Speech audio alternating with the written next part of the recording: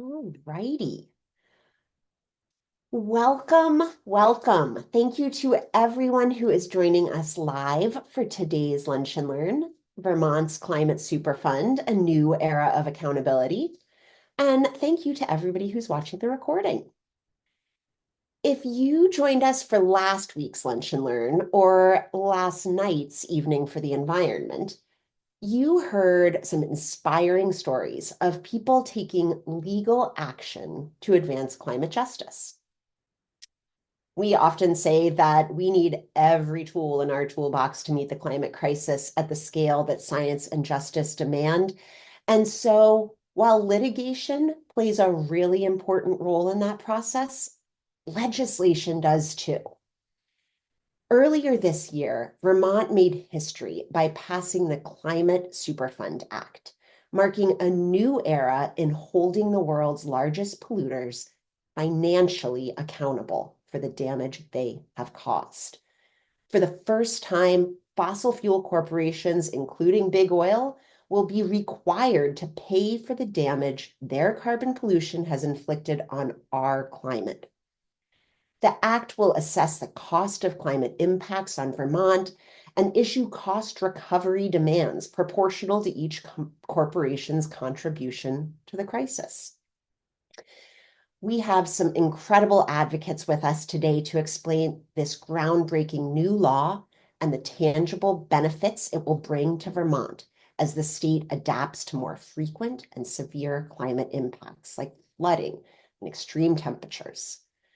We are thrilled to welcome Johanna Miller, who's the Energy and Climate Program Director for the Vermont Natural Resources Council, and Ben Edgerly Walsh, Climate and Energy Program Director at Vermont Public Interest Research Group. Welcome. My name is Kathleen Neal.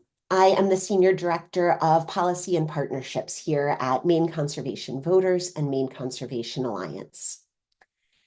Our organizations represent more than 13,000 members and supporters dedicated to building a just and thriving future for all by acting on the climate crisis, protecting the environment, and safeguarding our democracy.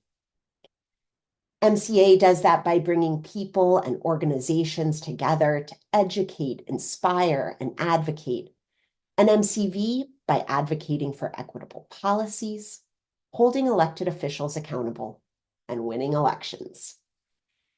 Since 2020, this weekly online Lunch and Learn series has helped us advance all of those goals, creating a shared space to explore our environmental and social history, policy priorities, climate action movement, and more.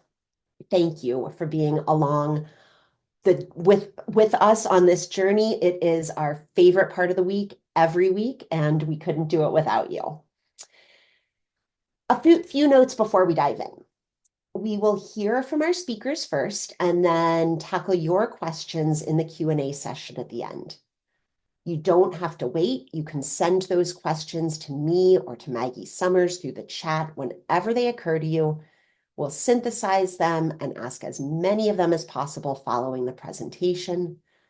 If you have joined us before, you know we always have more questions than we have time for, and we always do our best to make sure they get answered after the program if we don't get to them today. If you have any technical difficulties today, Maggie is the one to help you out. Just send her a message through the chat and she will work her magic. This event is being recorded. You'll be able to find the video on our website or our YouTube page later this afternoon. We have a vast library of Lunch and Learn programs and a bunch of different playlists on YouTube to help you focus in on the topics you're most interested in. Finally, last winter, Maine experienced a series of back-to-back storms that caused an estimated $70.3 million in damage. Coastal communities across 8 of our counties were hit hard. And in the weeks that followed, Governor Mills and the Maine Climate Council invited friends from Vermont to come to Maine and share their experience in storm recovery, As Johanna and Ben will tell us, they have a little bit of experience in this regard. This was so welcome. I was at that meeting where we had a whole bunch of folks from Vermont. It was so wonderful.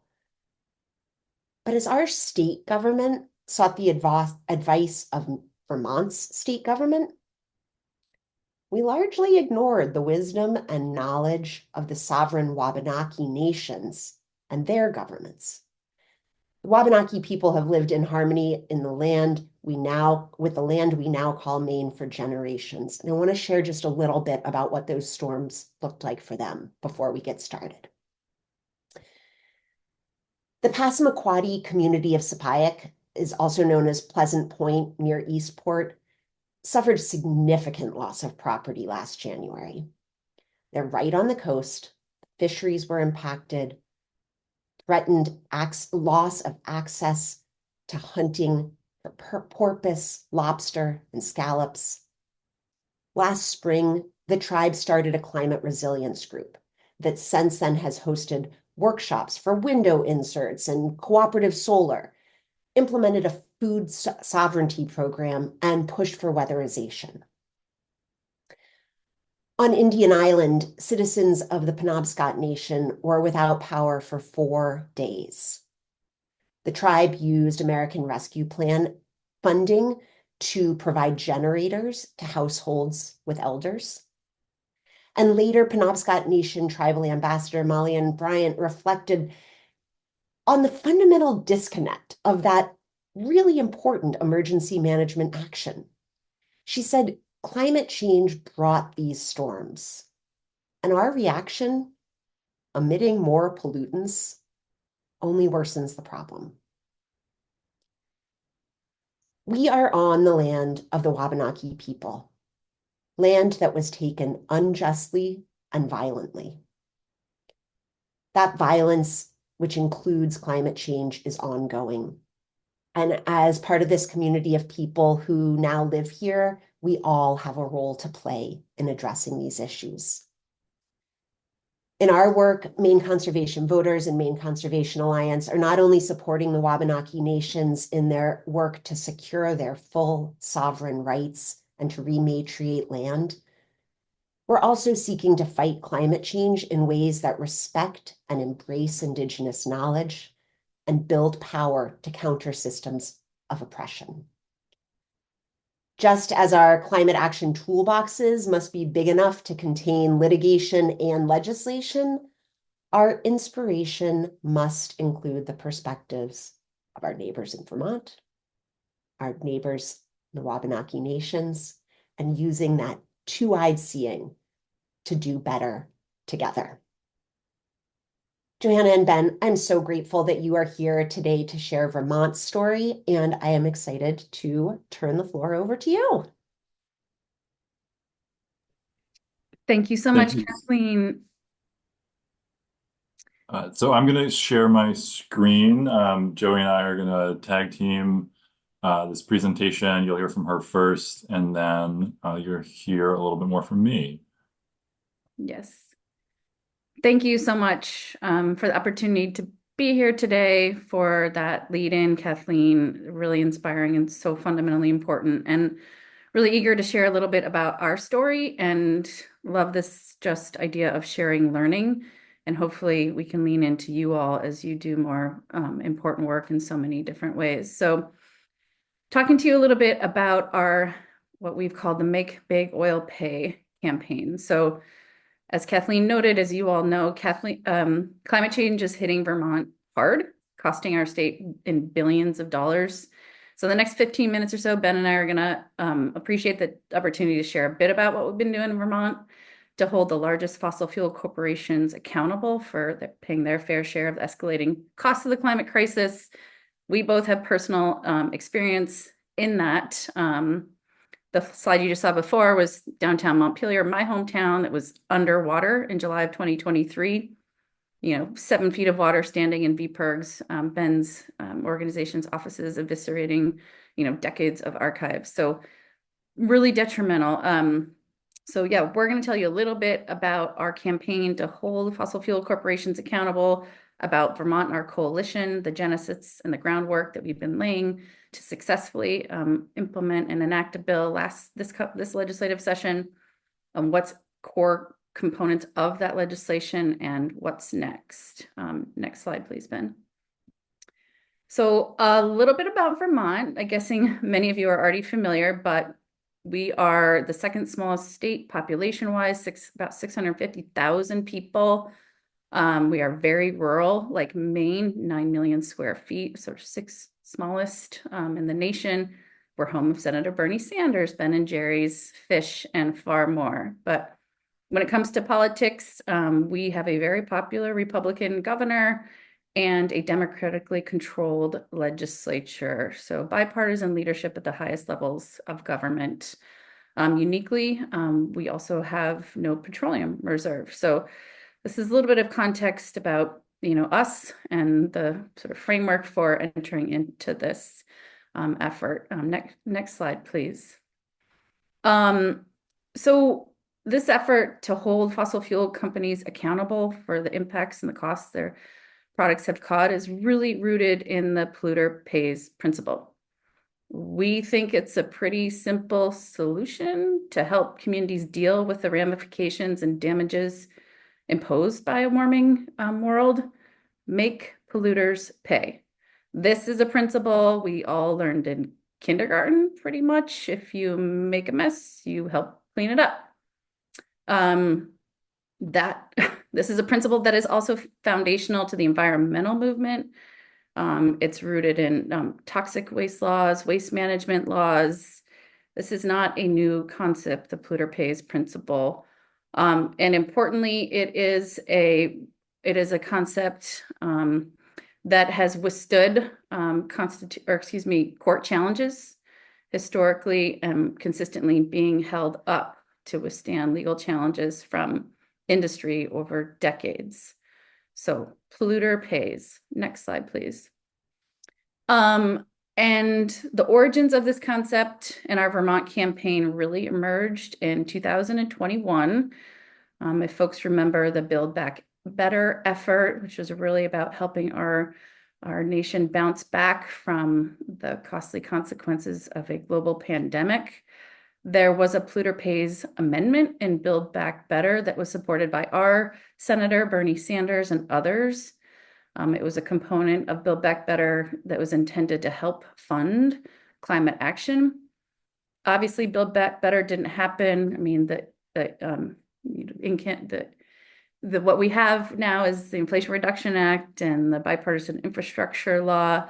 But Build Back Better in this provision did not advance. Senator Joe Manchin of West Virginia made sure of that. But the concept took root, largely because at its core, it's common sense. It's based on commonly shared values that responsible individuals and corporations clean up their messes. Next slide, please. So the core tenets, again, of this polluter pays principle really began to take roots in the states, as I think many of us recognize that, states are really the laboratories of democracy. And so this interest in holding fossil fuel corporations responsible for their messes began to take root. New York was the first to introduce a Climate Superfund bill. Massachusetts and Maryland began exploring it. And in Vermont, we began to dig far more deeply into exploring the viability of a state-based effort to pursue this approach. And for us, fundamentally, it was about fairness, about holding the entities responsible for the increasingly costly consequences of a warming world to account for those damages. Next slide, please. So while we began to dig more deeply into this effort, meanwhile, fossil fuel corporations and in those years, 2022, 2023, were bringing in record profits. In fact, over that short amount of time, almost $1 trillion in profits since the idea was first introduced in Build Back Better in 2021. So what makes this sort of worse is knowing that these big oil companies, the primary drivers of climate change, knew that their products would cause these kinds of damages decades ago. They've long known that this would happen. They pursued their business model anyway, and they left states and cash-strapped communities pretty much singularly holding the bag for fossil fuel related disasters. Next slide, please. In Vermont, we've often thought of ourselves, and I think others have thought of ourselves as sort of a haven from climate disaster. In reality, it's a lot more complicated than that. While we don't have coastlines like you are very lucky to have in lovely Maine, or we don't experience the extreme heat that the South or Southwest experience, we've already had our fair share of climate disasters. We know that there are more coming. If you have not seen this report, a recent report done by Rebuild by Design found that Vermont suffered through 17 climate-related disasters in the decade between 2011 and 2021, the 7th highest number of disasters in the country and the 5th highest spending per capita from recovering from those extreme weather events.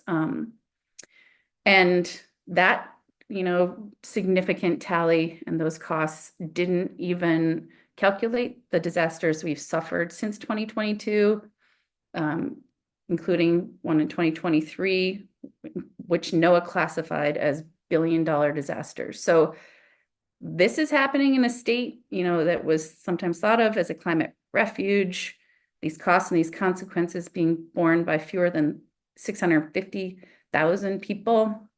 So the reality is Vermonters are suffering, and these fossil fuel disasters that are growing, fueled by corporations externalizing, these costs really have focused on the obligation to hold fossil fuel corporations to account in cleaning up from these climate disasters. Next slide, please.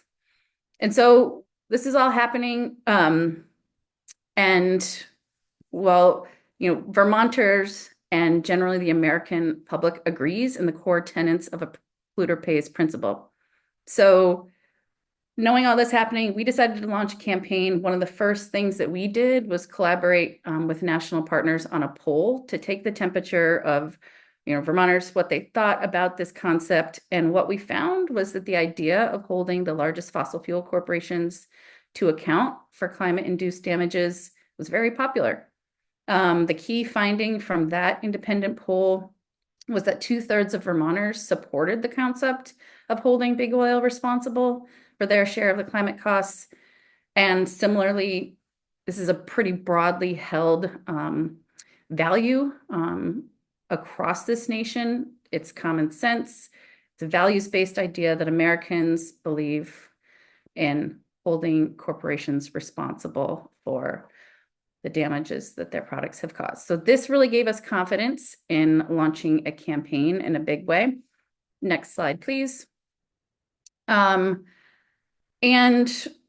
that polling happened before the first of our 2 most recent devastating floods. This is an image from July of 2023, when Vermont experienced some of the most devastating flooding. This is my community of Montpelier, our state capital. We experienced historic flooding that devastated and decimated our downtown businesses and dislocated far too many families, including some of the more low-income families in our community. So detrimental consequences, 4,000 homes, 800 businesses damaged from that 2023 flood, 18,000 acres of farmland flooded, causing 38% crop loss for wholesale and retail markets. Again, it was a $1 billion disaster and a tragedy of epic proportions for our state. And so at this point, Vermonters and taxpayers are pretty much singularly on the hook for paying the astronomical costs of cleanup. So while the polling showed that this concept was popular even before the floods, it really affirmed our commitment to advancing an effort that's fundamentally rooted in fairness. So we really look to organize an effort to ensure that those responsible for damages of their products helped to pay their fair share of cleaning it up. So I'm going to turn it over to Ben to get into more more about what the campaign entailed and the core tenets of the policy that we successfully passed this past session. Ben, take it away. Thanks, Joey. So I want to talk just very briefly about the campaign that we ran to get this across the finish line, and then mostly focus on what exactly is in this bill, how it's working, how it's going to work, rather, and then a little bit about what else is going on in this country on this idea. So this was a very rapid campaign. Some behind the scenes work dating back to 2022, but the sort of public facing campaign basically was 12 months. And I really attribute that partly to legislators' deep interest in responding in the face of the disasters that Joey was just talking about, and also to a well-run campaign with a broad, diverse coalition that put in a lot of hard work over that 12-month period. We knocked on tens of thousands of doors across the state, 12,000 petition signatures in favor of this concept that we gathered and delivered to legislators. Our coalition held sort of listening sessions that were partly about educating people about the policy and partly about hearing from Vermonters about what they felt needed to happen to make Vermont more resilient in the face of the climate crisis in every county in the state. And then we had a whole host of other events, rallies, press conferences. We had paid and earned media throughout that 12-month period. So, really all the sorts of things that you'd expect a well-run campaign for a state policy change would include. Happy to answer any more questions on that, but mostly I just want to dive right into the details of how we're thinking about this policy and then the policy itself. So first, staying a little bit high level before getting into the minutia of the actual bill, this for us was a policy that was about fairness. It was about big oil having to pay its fair share of the costs to Vermont of the climate crisis that it created. That really was the simple, sort of truth at the core of this campaign, this bill, and that was part of the conversation every time we talked to somebody about this, whether it was 30 seconds, all the way up to, testimony in the State House. And the other reality, which was, I think, incredibly apparent to legislators, but we drove home at every opportunity, was that Vermonters can't shoulder the cost of the climate crisis on their own. Obviously, there's some help around the edges from FEMA, from Small Business Association, and the rest. But the reality is, absent something like this legislation, Vermonters, whether through taxes or insurance premiums or just, zeroing out their checking account when they have to try to rebuild, we're going to be the ones that were paying for virtually all of these costs. And that simply wasn't fair. The other thing that I want to note here is that this is a bill that really is about resilience, adaptation, and responding to the climate crisis, not about cutting carbon pollution. And that's a little bit of a shift for us. Almost all the work, at least, I'll speak for my organization, VPIRG, really we've been working on the cutting carbon pollution side of the climate ledger. And that continued. We also passed one of the better renewable energy standards in the country last legislative session, which I can, happy to talk about another day. And we're going to continue to do that work. There's a lot of really hard work to do in that space. That's not what this bill is about. It's about recovering costs on the climate crisis and paying for activities that we're going to need to pay for because of the climate crisis. And then lastly, this was only one of the pieces of legislation that we supported last legislative session around climate resilience. It was not ever intended to be a silver bullet. It has to go hand in hand with policy changes and with other funding, especially in the short to medium term before this money ever comes in, on climate resilience and response. And that was, really important that we were clear that we're not trying to solve the problem wholesale with this bill, but it's a critical piece of the puzzle. Okay, so what exactly is in this law? Number one, as Joey mentioned, it's modeled off the EPA Superfund program. It uses a strict liability standard, which essentially says This isn't about a company having malicious intent or being negligent. It's simply about a company taking an action that causes a cost. And in this case, they extracted fossil fuels that created a climate crisis that is costing Vermont money, and therefore they have to pay their fair share of those costs. That's a legal standard that's used in a number of other arenas. This would be, I believe, the first time that this would be applied to the climate crisis, but the standard is well trodden ground in Vermont and in the nation as a whole, and is held up in court.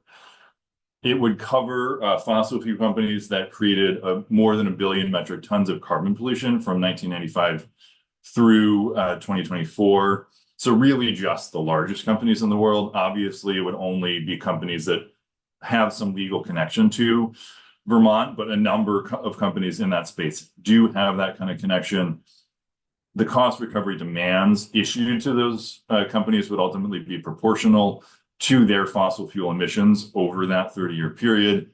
And we expect a 3 to 4 year sort of implementation period before any money would come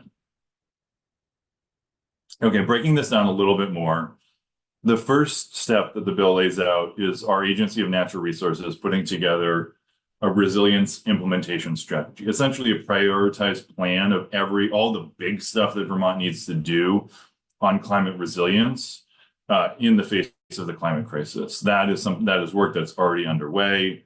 And that is going to be the foundation for step 2, which is the state treasurer is tasked in the bill with estimating the cost of the covered emissions, that is fossil fuel emissions from that 30-year period, to the state of Vermont. That's going to be climate resilience investments that we have made in that 30-year period or need to make in the future. It's also going to be cost direct damage done to the state in that 30-year period or that will be done in the future. And so once the treasurer has that estimate out there, that is ultimately what the cost recovery demands are going to be based on. Again, Agency of Natural Resources is in the mix here. They're actually in charge of figuring out how much each company is going to be on the hook for. But, really that's about figuring out, just doing the math, doing the sleuthing to understand how much each of these companies have extracted or refined during that 30-year period. And then again, the cost recovery demands are proportional based on that estimate from the treasurer. The issuance of the cost recovery demands is going to happen in late 2027, early 2028. And then those funds would go into a Climate Superfund Cost Recovery Program Fund, which is probably unnecessarily wordy, but basically is, this is where all this money is going.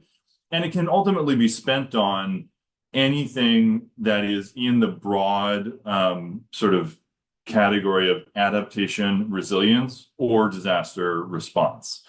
And it was intentionally broad because there's just a whole host of things we already know we're going to need to do, probably a whole lot of other things that we haven't thought of yet.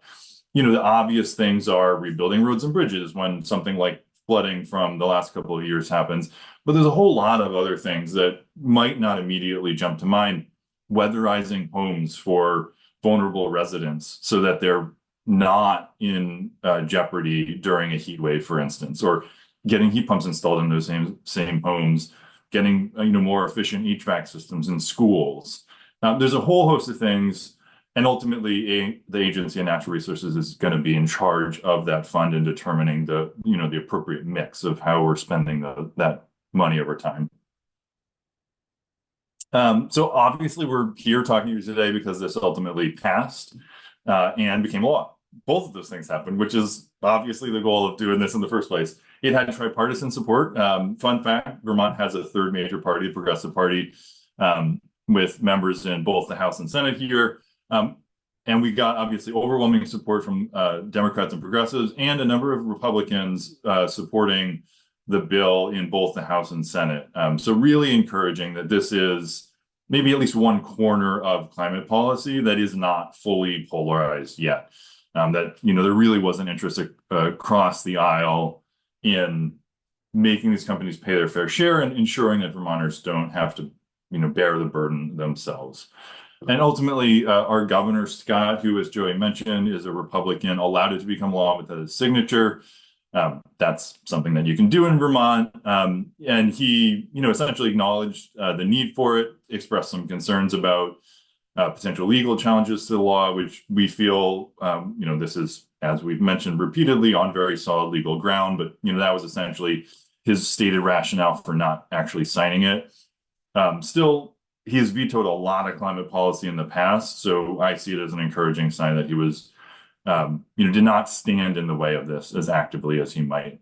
And then, we've gotten a lot of attention for this nationally and internationally. You'll get, a couple of good articles that have been written on it from MCV after this webinar. But suffice it to say, the word is spreading and momentum for this kind of policy is building. A week after it was allowed to become law in Vermont, New York actually their legislature passed their version of this same policy, which is fantastic. It ultimately has not become law yet. Governor Hochul has until the end of the year to sign it. We're certainly hopeful, but she has not said whether she will. So if you know anyone in New York, tell them to give the governor's office a call and put in a good word for the bill. Bills have also been introduced in Maryland, Massachusetts, New Jersey, and California, and we know that there are a number of other states actively considering this where legislation hasn't yet been introduced. And then last but not least, but last but most, the federal Make Polluters Pay Climate Fund Act has also been introduced. It's led by Senator Van Hollen from Maryland and Representative Nadler from New York. There's House and Senate companion bills, 28 sponsors from 17 states. No sponsors from Maine yet, so that's another opportunity to get involved, encouraging your delegation to sign on. And ultimately, this is a federal version designed fairly similarly to the state bills, building on the amendment to Build Back Better that Joey mentioned that was under consideration a number of years ago. This one would raise $1 trillion with a T over the next 10 years from the same companies, the same basic set of companies that we're talking about here in Vermont, companies that have emitted more than 1 billion metric tons over the last couple of decades. And ultimately, that money would, again, similar to the Vermont and other state laws, really be focused on climate resilience, adaptation, and response. So to sort of complement the work being done by the Inflation Reduction Act and other carbon pollution reduction work. So that's what I have. I think we've got plenty of time for questions and answer, although I think you're going to hear from Maggie or Kathleen before we jump into that.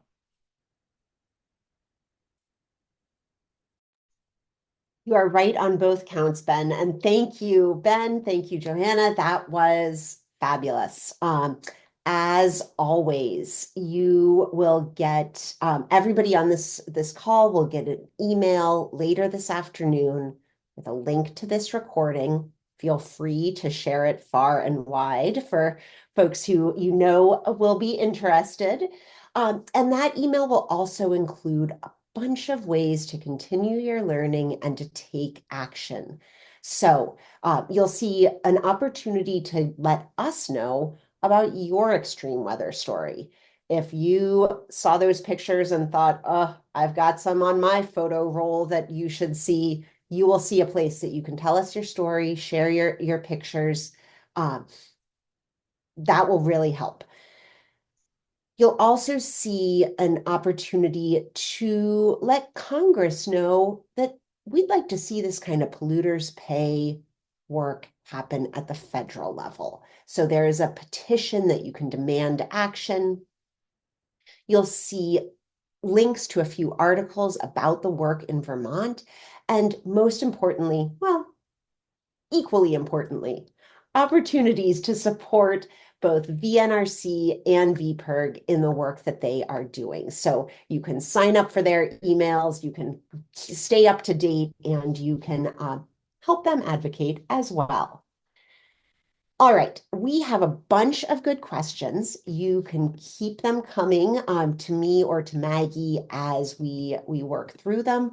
But let's start off with some data questions. Your graphic about the disasters in Vermont was so powerful. Um, do you know, how did you put that together? How do you figure out where Vermont ranks in lists of disasters? Should we do that in Maine? What do you recommend? What's the sort of data that you compiled that helped make this case in the legislature? You want to take that, Joey, or I? I mean, I can just start by saying I'll just be very brief and say the Atlas of Disaster that was put together by Rebuild by Design, if you have not yet seen it, dives very deeply into state level disaster analysis with a foundation of data that's really important. So yeah, it sounds like the MCV team will share that in the follow up. Ben, do you want to pivot? Yeah, I would just say it wasn't us, just to be very clear.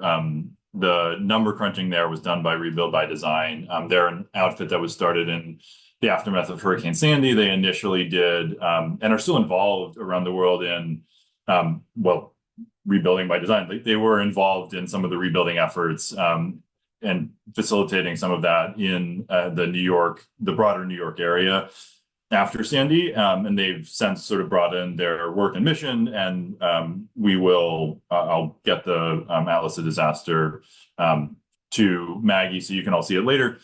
I don't know if they've done a really deep dive in Maine. They've done one in a number of states, and so Vermont actually has a specific report that gets into a whole host of detail, but they have actually very good information across the country. That sounds like the kind of research that is both overwhelming and dispiriting to work through, but also absolutely essential to understanding what's going on. So you can tell we're both really interested in what you all accomplished and actively thinking about what sort of a roadmap that creates for us here in Maine. So before I get into the Maine specific questions, tell us a little bit about the campaign, a little bit more about the campaign and what role organizing played in building support for this bill. Were there a lot of different coalitions, a lot of different individuals? Was it mostly your two organizations? How did it happen? Well, I can get that started and then I'll turn it over to Joey. So yeah, it was a small handful of organizations that kind of got the ball rolling here, including the two of our organizations. DPIRG every summer does a canvas where we knock on 50 to 100,000 doors. I think we maybe hit about 70,000 on this one, talked to probably 25,000 people. And so that was the very beginning of the public part of the campaign. We started knocking on doors in May of 2023, launched the campaign with a big press conference with Vermont conservation voters and VPIRG and other organizations were involved. Those were the speakers. In June of 23, and then of course the floods hit in July. From there, certainly there was a lot of coalition work. We really, and this is not unique to this campaign, but try to give lift to the voices that you might not otherwise hear on climate issues. So there was a press conference that fall with health professionals, for instance. And then we had that listening tour that I talked about over the course of September, October, early November of that year. And then it's off to the races. Our session starts in January. And there was definitely organizing during the session, trying to make sure that legislators understood their constituents wanted this to happen. I'll also just be honest that, I think if it had been a longer campaign, if lightning hadn't struck and we hadn't gotten it done that fast, I would have a lot more to tell you about in terms of the organizing and coalition building we did. Once the train started moving in the State House, we just got on board and tried to move it as quickly as we could. Yeah, and I would just add a few things to that and call out a couple of entities in particular. First of all, we have an amazing youth-led climate movement in Vermont called Youth Lobby. And you know who has the most at stake from the implications of the climate crisis is young people and future generations. And our Indigenous leaders know this more than anyone when they think of seventh generations out. But young people in Vermont really rallied and put the moral sort of focus on this campaign and this question about who pays. And two other entities, we also have a Climate Solutions Caucus in our state legislature, which is the second biggest caucus, the largest issue caucus. And their leadership really leaned into this and helped us with the roadshows that Ben described in each county. So legislative leadership who was hearing from their constituents about the costs and the consequences of the flooding and devastation to real people's lives with real costs. They really put their shoulder behind this. And just at the events that were happening because of the flood in general, this focus on, we're bearing the brunt of these consequences, who's ultimately responsible. That was a big piece. And then lastly, Vermont has a grassroots network of community energy and climate action committees in Vermont. And I understand that there's something afoot through the University of Maine with leadership of the Indigenous network there that's also doing something similar, that sort of like very community-based, bringing, the on the ground perspective of communities into this conversation and into this campaign was really pivotal. So just rounding out what Ben had already offered, but this is a collaborative effort deeply rooted in community and a pretty broad coalition. I love that. That's the special sauce, right? Is getting the intergenerational, cross-cultural, cross-sector coalition that because all of those people, all of us are affected by the impacts, and so we can all be part of that solution. Just so everybody knows, Maine also has incredible youth climate activist groups, many of which are already talking about getting this kind of bill started in Maine. Also want to let everybody know Representative Grayson Lookner is on the call today. He has been talking about introducing a bill in the upcoming session, and we can share that an op-ed that he published will include in the follow-up email. So you'll be able to start to put those pieces together of what are the beginnings of this conversation look like here. Back to Vermont, and one more question about the team that goes into went into this. Did you say tripartisan bill? That is such a fun fact. How did you do that? How did you get three parties on board? And do you have any advice for us? I guess I would say, really approaching this from a perspective of fairness and of Vermonters not being able to shoulder these costs by themselves. Like that was the beginning of that. Just saying those words didn't magically get Republicans to support it. Honestly, there was one particular, well, actually, before I get into the first sort of Republican legislator to support it and how he got there, I'll say this also was a bill that actually, it didn't start in the committees that usually work on climate legislation here. It didn't start in the Energy Committee or the Natural Resources Committee. It started in the Judiciary Committee in the Senate. And that was a deliberate choice because, one, there are a lot of legal questions about this. And, so recognizing that was going to need to be dealt with at some point in the legislative process. The choice was made, partly by us and obviously partly by legislators. Like if those committee chairs weren't interested, then it wouldn't have happened. To just take the bull by the horns and address those questions head on from the get-go. But that was also, again, a recognition that this really at its core, it's a climate bill in that it's about the climate crisis and the cost of the climate crisis. But really it's a bill, again, that's more about fairness and accountability than about the climate crisis. And that committee had taken on other legislation in the strict liability space and, related to toxic chemicals and PFAS and PFOA, which we've had issues with contamination here in Vermont.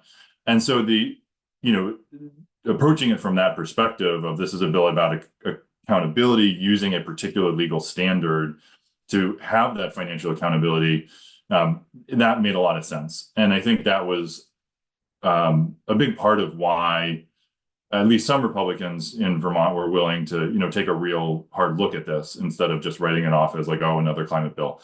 And then honestly, if you go to the national level, there's a lot of good polling and legislative history to suggest that climate policy is one of the more polarized partisan issues. Unfortunately, it shouldn't be that way, but it is. But there were legislators all across on the other side of the aisle from, where climate policy usually lives, who were willing to really listen to the merits. And they did. And ultimately the first legislator voted for it was in Senate Judiciary. And, he said he really had been persuaded, in particular by evidence that these companies knew about the climate crisis and knew what they were doing dating back decades. And that was very persuasive to him and ultimately won his vote. And, I think that opened up the sort of gave an authorizing environment for other Republicans ultimately to vote for it as well. So I'm curious, people say you never let a disaster go to waste, et cetera, et cetera. Do you think that the success of this bill and that sense that you're describing, Ben, has something to do with the severity of those floods and that sort of overwhelming impact? Would it have been harder to pass this without that in recent memory, or what do you think? Not that I want to wait for disasters before we act, but I mean, I'll let Ben weigh in too, but unfortunately, yes, absolutely. The catastrophic floods that really decimated so many of our downtowns and upended people's lives, like really focused attention around just the cost and the consequences that are hitting home quite literally. And, so we couldn't have curated it. We would never want to curate it. But yeah, those devastating floods happening right before pretty much our legislative session, attention was on how are we going to help people recover and rebuild, especially, focusing on communities that had the least, amount of, causing the crisis. Like, how are we going to help people who are already too cash strapped, rebuild and put their lives back together? So that really was like sort of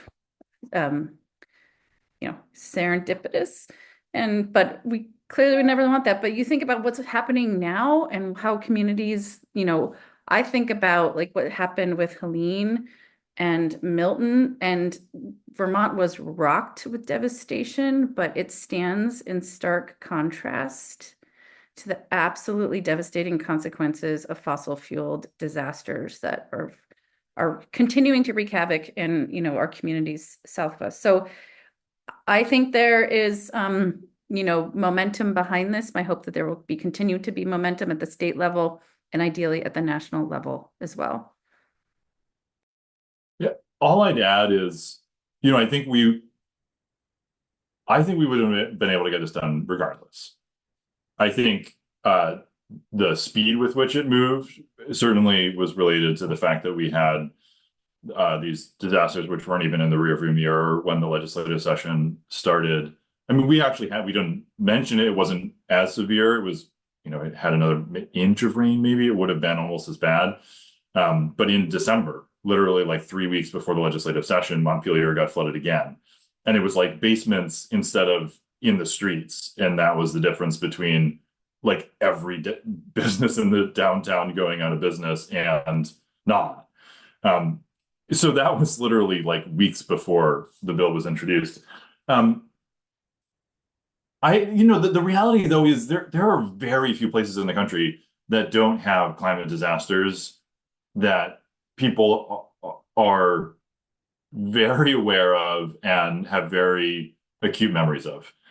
So had July of 2023 not happened in Vermont, there would still have been Hurricane Irene, which was just a decade ago and still, very fresh in people's memories. And the, 15 or so other smaller regional, but still very impactful in local communities, disasters. They didn't make the New York Times, but they certainly made an impact, in individual Vermonters that legislators are very aware of. Last thing I'll say very briefly, and I know we only have 10 minutes left. I want to get to other questions. But one thing that I think was really important, and you don't need very fresh disasters for this to be real, is there were legislators who were willing to be ambassadors for this policy whose constituents had been impacted very directly. And they were willing to be ambassadors with their colleagues. And I think when you're talking to your colleague, another representative, or another senator, and they say, this is what my people are going through right now, or went through last year, as the case may be, that is a very hard conversation to not take very seriously as another elected official. And that really was part of why this was so successful. I love that. And it's a reminder of why all of our organizations, right, work so hard to help connect people with their lawmakers, because those real stories, we can talk all day long about our policy ideas, but there is absolutely nothing like a lawmaker hearing from someone in their community, someone they represent, about what it really feels like and what it really means for their family. That's why we're asking for those stories in the follow-up email, because we really do want to help start collecting those so that we can connect you all with your representatives once a bill like this hits the main floor. Okay, I'm really curious about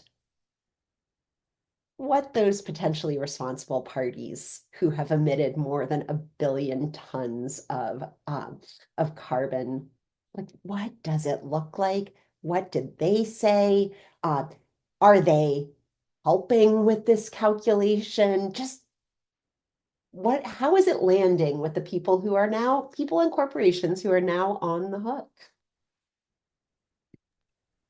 They love it. Yeah, they love it. You go ahead, Joey. Congratulations. They pretty much sat it out. They submitted written testimony to the House and Senate committees of jurisdiction, but didn't really engage. So, I'm sure that they're following this very closely. They've made very clear that they will not stand quietly. There will be lawsuit after lawsuit. The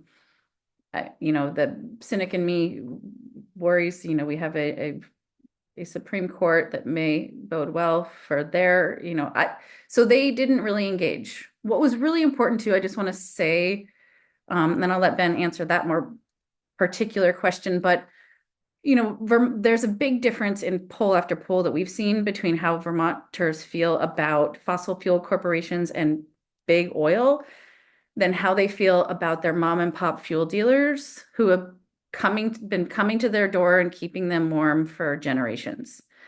So we have a fuel dealers association. They didn't really get as involved in this legislation. They have not always been very supportive of climate policy. But I think Vermonters care a lot about their, local fuel companies, because they're real people, local families who've been keeping Vermonters warm and safe in cold climates for a long time. So it was always important for us and it continues to be, that how are we supporting fuel dealers transition when it comes to being partners in tackling the climate crisis. And then in this campaign, this is really about the largest fossil fuel corporations in the world with the deepest pockets. You've seen those astronomical numbers of almost $500 billion in profits in the last few years. But they pretty much sat it out, with the exception of a couple of legally curated memos we're happy to share. Ben? Yeah, that's absolutely right. Of course, so they have this sort of this legal memo they initially delivered to the New York legislature, and they sort of warmed it over a few times. It's sloppy lobbying on their part. Like the memos that they were delivering to the Vermont legislature were frequently like one version of the bill out of date. So which I think probably didn't endear them to Vermont legislators. It was kind of the legal kitchen sink, like all the spaghetti they could possibly throw at the wall. Like, this is preempted, it's unconstitutional, it's this, it's that. And frankly, the fact that they had put that out there so publicly was actually helpful. We had the New York memo to go off of. And so, our legal counsel and the legislature's attorneys were able to review that in drafting the bill and sort of knew what the arguments against it were going to be. And we vetted every single issue that they raised and are confident that the legislation is on a very solid legal grounding, for the reasons that I mentioned, like the strict liability standard's been held up in court for a long time. But on the particular issues around preemption, for instance, and other things like that, that they raised, we ultimately don't know what the courts are going to do when it is inevitably challenged.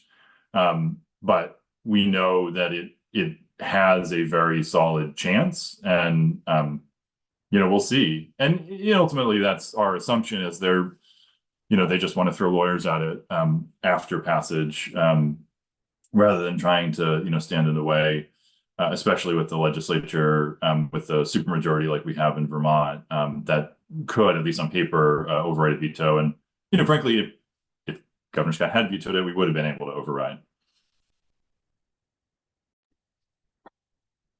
We are definitely going to be following along, and we'll definitely keep you posted on the developments in Maine around this campaign. And I can imagine us all touching base again once we're in the thick of the next legislative session to just check in on how we're doing, on how you're doing.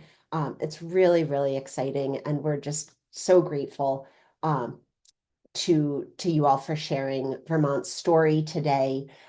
There are a bunch of questions that we haven't gotten to. I'm taking a look.